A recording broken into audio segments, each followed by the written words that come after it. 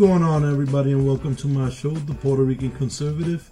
I'm your host, Ramon Aponte, and I want to thank you guys for showing me support recently and supporting my videos, sharing and interacting with them, because as everybody knows, we're in the middle of a culture war, an ideological war, and the best way to combat this cultural ideological war is by further informing ourselves about what's going on in politics and in the culture of politics.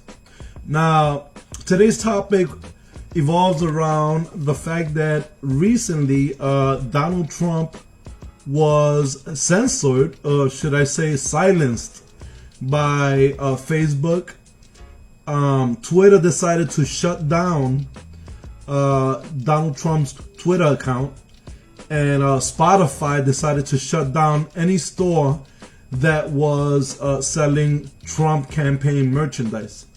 Now, when you look at all of this, you begin to question the notion of whether or not a novel that was written in the 1940s by a man known as George Orwells was a matter of science fiction, or if he was actually predicting the future.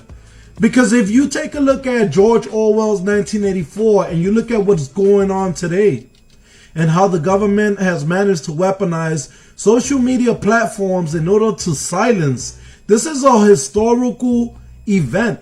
No other time in the history of America or of the world has any media platform had the power to silence a sitting president. Why is it that there aren't any news or information outlets out there that is covering the biggest story in US and global history? Because they hold the monopoly on the truth. They hold the monopoly on a lie. They hold the monopoly on the things that they consider appropriate for you to be exposed to. So because they don't care about the fact that the freedom of speech of the president, of the highest sitting position in the United States of America, of the president, they can freely censor him, they can freely silence him, because everybody else is in collusion, because the mainstream news media is in collusion, because social media platforms and technocrats are in collusion, because the Democrats, the liberals, and the progressives are in collusion, because many rhinos who claim to be Republican and conservatives are in collusion, because the globalists happen to have more influence on American politics than the average everyday American. Now, just to give you a brief summary of what George Orwell's 1984 was, it was basically a story that took place in an imagined future. Mind you, this was written in the 1940s, I believe in 1946. And he's talking about the near future, the 1980s, when much of the world had fallen victim to perpetual war or fear-mongering, omnipresent government surveillance, such as Five Eye corporations that was exposed by Edward Snowden, historical negation, or should we say denialism, or revisionism, or the rewriting of history, which Democrats are presently doing, rewriting history, erasing history by taking down Confederate statues so that they can put the blame of racism and attacks on African Americans on the right, who have been championing for people of color since the early 1700s. But instead, because they get a chance to revise and negate certain aspects of history, they get to rewrite it. Now, according to this novel in Great Britain known as Airstrip 1, which ironically sounds like Air Force One for the president, has become a province of a totalitarian superstate named Oceania. Now, the reason the whole story fits together with America is because presently they're trying to do away with the Electoral College, and if they do that, then America becomes a country that votes its next president based on the popular vote. The reason this is always going to be beneficial for the left is because California is a super state just like Oceania, and it has 40 million residents. If you take 13 or 14 states in the United States and you put them all together, they still don't have the vote, the political power numerically as that one state, California. And this is why Democrats continue to push for the popular vote rather than the electoral. So these people, they employ, the Oceania employs the thought police. If you think about the role that Facebook, Twitter, Google, YouTube, and all of these other platforms are playing today, because it's clearly a partisan campaign launched by left-leaning technocrats, people that are in positions of weaponizing their algorithms against certain ideologies.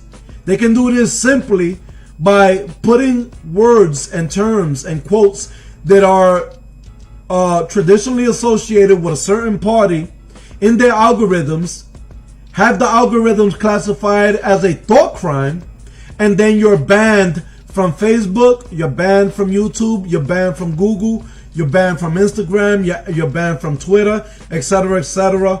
Slowly but gradually, as these bannings occur, the person becomes more subservient to the idea that they need to moderate themselves. So this is a form of thought policing. They prosecute individuality and independent thinking. Big Brother, the leader of the party, enjoys an intense cult of personalities, despite the fact that Big Brother might not even exist. Someone like Q, that might not even exist, but instead is probably a collective of people that hold meetings every week and decide which is going to be the most popular theme for them to push to influence the masses.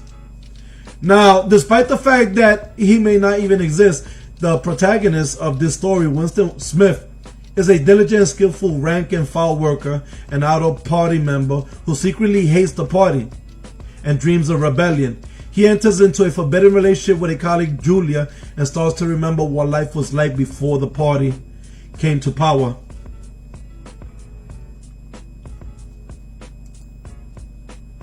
According to the book, this is supposed to be a dystopian social science fiction novel based on a society that wanted to create what they identified as a utopian society, or a society that was perfect in every which way. What it ended up leading to was totalitarianism, mass surveillance, which we are going through right now. How do you think that the XVR Vision company ended up managing to identify 2 Antifa and Black Lives Matter members within the group of people that bombarded the Capitol? It was through mass surveillance. How do you think that they continue to moderate our speech, and everything that we do is being tracked either by Google or by Facebook? Because this is all part of a system of the architecture of future oppressions. This is how Edward Snowden identified it. If you guys want any reference points as far as laws that might be presently implemented in order to execute this new world order of thought policing and of propaganda being launched against American citizens by their own government, all you have to do is take a look at a law that was signed into play by Barack Obama in December of 2016, known as the Counter Disinformation and Propaganda Act, which gave the government the right from 2016 on forward to push propaganda against its own citizens under the pretext that the government is utilizing that propaganda to counter disinformation that China and Russia is pushing against its citizens. So the US government is pushing propaganda against us, supposedly under the pretext to counter disinformation that we're being exposed to by China and Russia. Doesn't it sound familiar that from 2016 to 2020,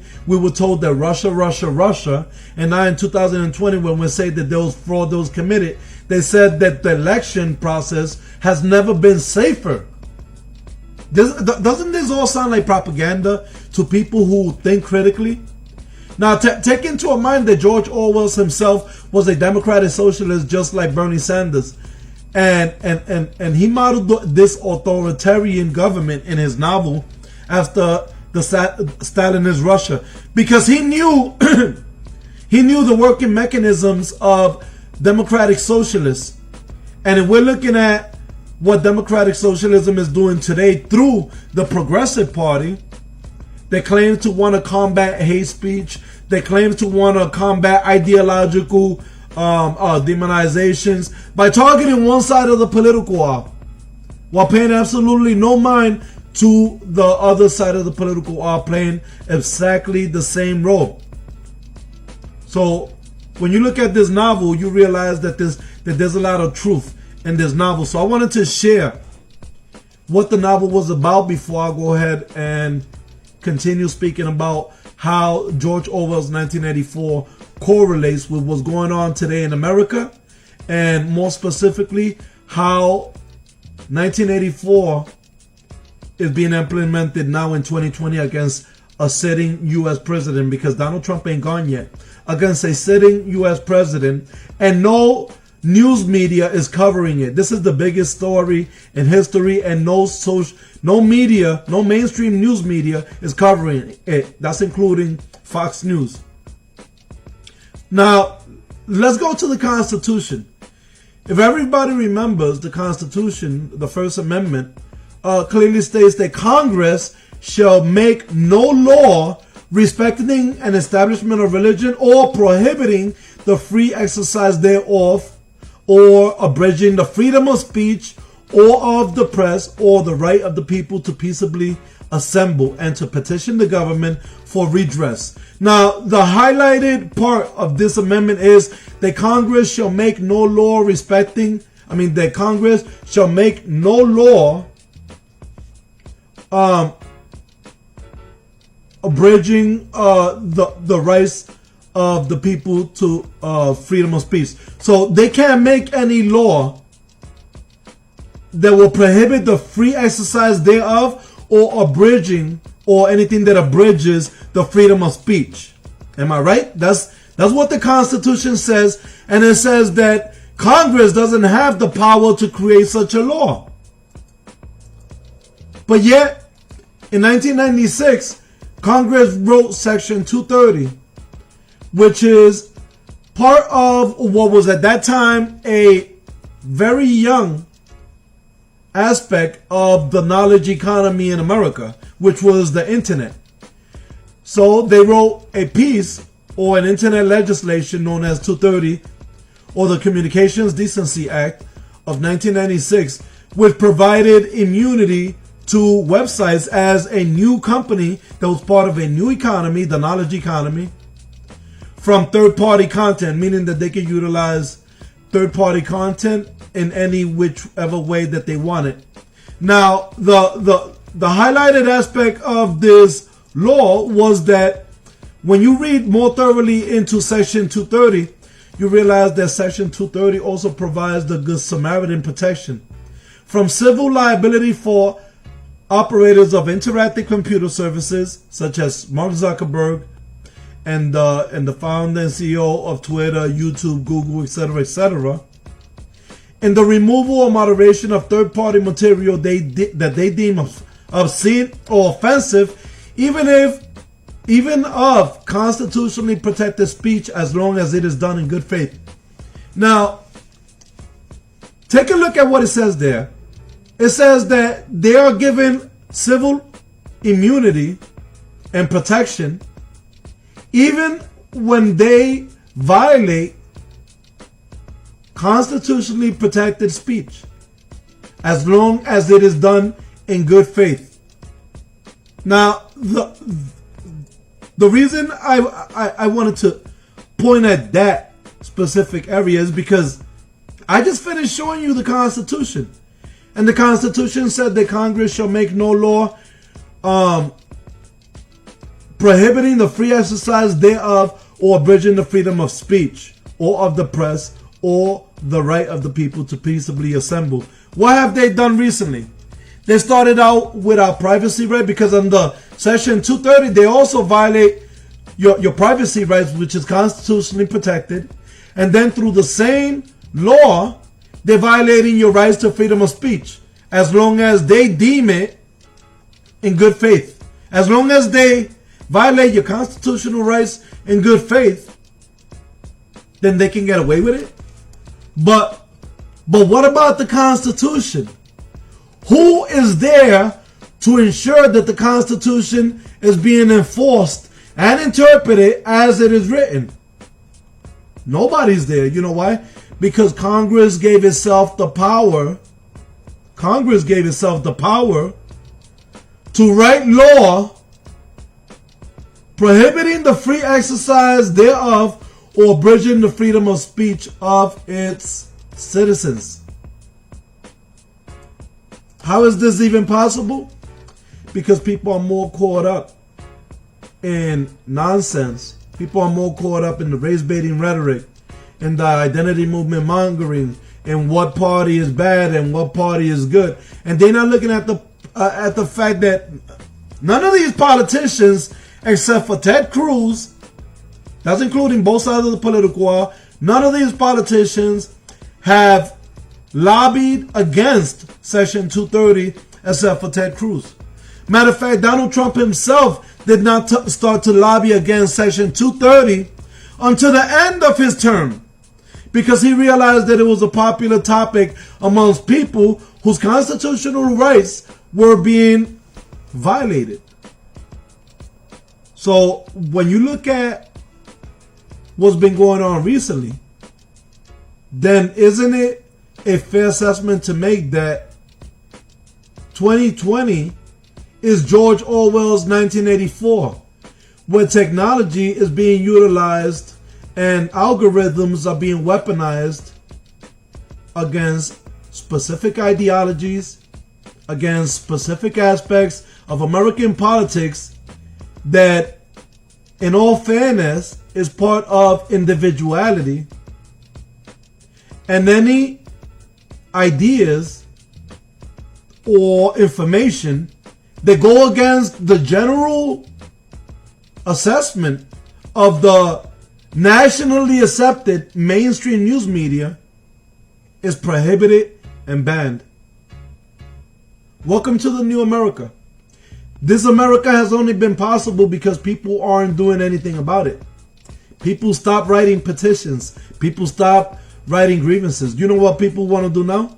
They want to share memes. They want to share funny things.